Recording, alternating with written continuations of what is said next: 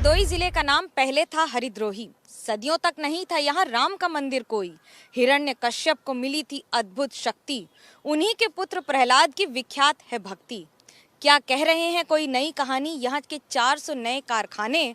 Voter के दिल में क्या है ये तो वोटर ही जाने। नमस्कार, मैं हूँ मनोज्ञा लोईवाल। आज की चुनाव यात्रा हरदोई जिले से।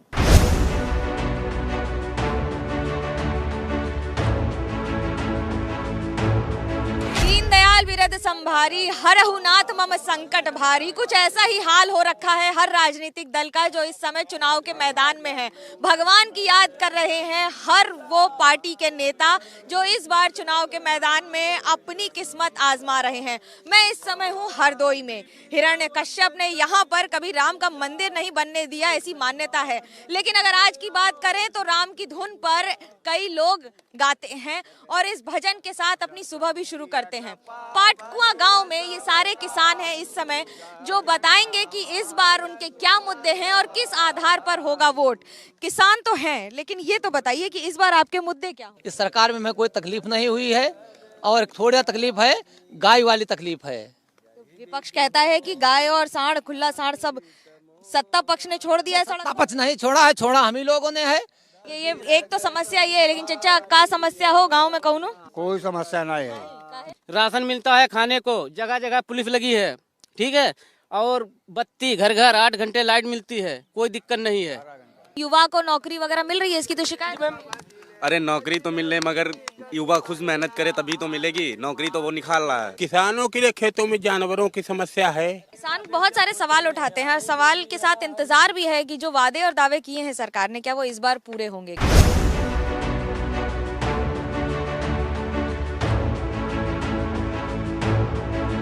हरदोई जिले में फिलहाल 8 विधानसभा सीटों पर कमोवेश बीजेपी का कब्जा है। लेकिन इस बार चुनाव में राजनीति में क्या होगा, क्या करेगी यहाँ की जनता, फैसला किसे जिताएगी और किसे हराएगी, जनता तो इसका फैसला करेगी ही। लेकिन नेताओं से पूछ लेते हैं कि इस बार किस मुद्दे पर चुनाव लड़ेंगे। भारतीय जनता पार्टी की सरकार फिर से बनने जा रही है। भाजपा की सबसे बड़ी उपलब्धि क्या है आपको पता है? ऑक्सीजन की कमी से लाखों लोगों की मृत्यु हुई। ये लोग विकास की बात करेंगे। ये मंदिर और मस्जिद के अलावा कुछ नहीं कर सकते। मैडम, यहाँ पर एक भी यूनिवर्सिटी नहीं, यहाँ का छात्र पढ़ने जाए तो जाए कहाँ? कहते हैं 70 साल में हमने क्या किया।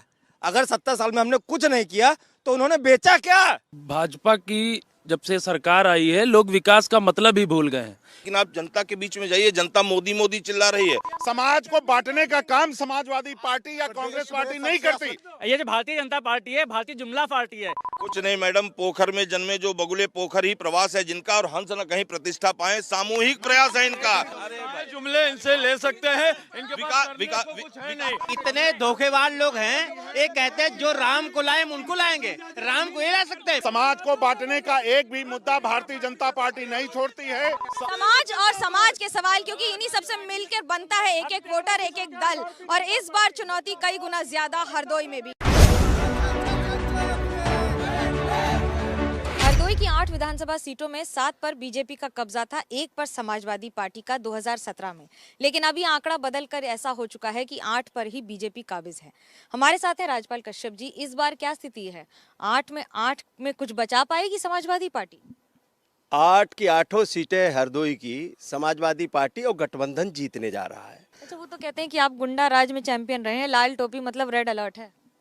अब उनकी तो पहली सूची जो जारी हुई है उसमें पहला नाम ही देख लीजिए, योगी आदित्यनाथ जी का है, उप मुख्यमंत्री का देख लीजिए, और सैकड़ा पार हो गया।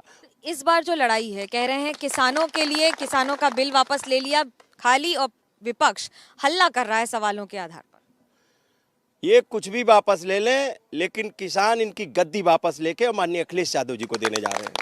8 सीटों में से 6 पर तो 2012 में समाजवादी पार्टी का कब्जा था। लेकिन इस बार वो बरकरार रहेगा या फिर आंकड़े बदलेंगे, दिलचस्प होगा देखना। हरदोई की राजनीति में फिलहाल आज की तारीख में 8 की 8 विधानसभा सीटें और 2 लोकसभा सीटें बीजेपी के पास हैं। लेकिन क्या सोच रहे हैं यहाँ से राज्यसभा सांसद नरेश अग्रवाल जी, ये बताइए कि इस बार के चुनावी मैदान में गणित के आधार पर हरदोई में क्या स्थिति होगी और किस आधार पर? ये ठीक है कि सरकार से कुछ चीजों पे लोग नाराज हैं, लेकिन विकल्प अखिलेश नहीं बन पाए उसका। समाजवादी पार्टी में भी आप रहे, क्या गलतियां कर रहे हैं अखिलेश इस समय? अखिलेश तो बच्चों से राय ले रहे हैं। अखिलेश यादव ने ये भी फैसला लिया है कि वो करहल से चुनाव लड़ेंगे। कैसे देखते हैं इस फैसले को, चुनाव के मैदान में उतरना? देखिए, रिजल्ट जब आएंगे तो अखिलेश जी को अपनी गलती का एहसास हो जाएगा। मैनपुरी, फिरोजाबाद, इटावा, ये सब शिवपाल का गढ़ है, मुलायम सिंह का गढ़ है। ये अखिलेश का गढ़ नहीं है, रामगोपाल जी का गढ़ नहीं है, ये शिवपाल का गढ़ है। और अब उनके गढ़ में अगर शिवपाल को मात देंगे तो मात अपने आप भी पाएंगे। क्यों कहा जाता है कि माइनॉरिटी का वोट, मुसलमानों का वोट समाजवादी पार्टी के समर्थन में उतर रहा है, या फिर ये सारी बातें कि 80:20, इन सारी शब्दावली का प्रयोग, इसको कैसे डिकोड करेंगे? देखिए, ये तो उतरी से शुरू किया गया। परिवारवाद सिर्फ यादव परिवार में है, जब आपके बेटे को टिकट मिले तो परिवारवाद नहीं है बीजेपी में? देखिए, खाली बेटे तक सीमित होता हम समझ लेते हैं। मुलायम सिंह के भाई, बहू, जीजा, बहन, नाती, पोता, करीब 50 आदमी उस समय अखिलेश के पार्टी में, सिर्फ उनके घर के। मेरा सवाल यह है कि जब बीजेपी ने इतना विकास का काम किया तो फिर हर बार हिंदू मुस्लिम, कब्रिस्तान और मंदिर की सीमा और दीवार, इनके सवाल क्यों उठते हैं? नहीं, ये तो विपक्ष उठाने का प्रयास करता है। राजनीति अलग स्तर पर है, स्तर गिर रहा है, बढ़ रहा है, ये तो समय बताएगा, लेकिन वोटर भी इसे सब गंभीरता से देख रहा है। कैमरा पर्सन सूरज पांडे और रंजीत सिंह के साथ मनोज्ञा लोईवाल, हरदोई, एबीपी न्यूज।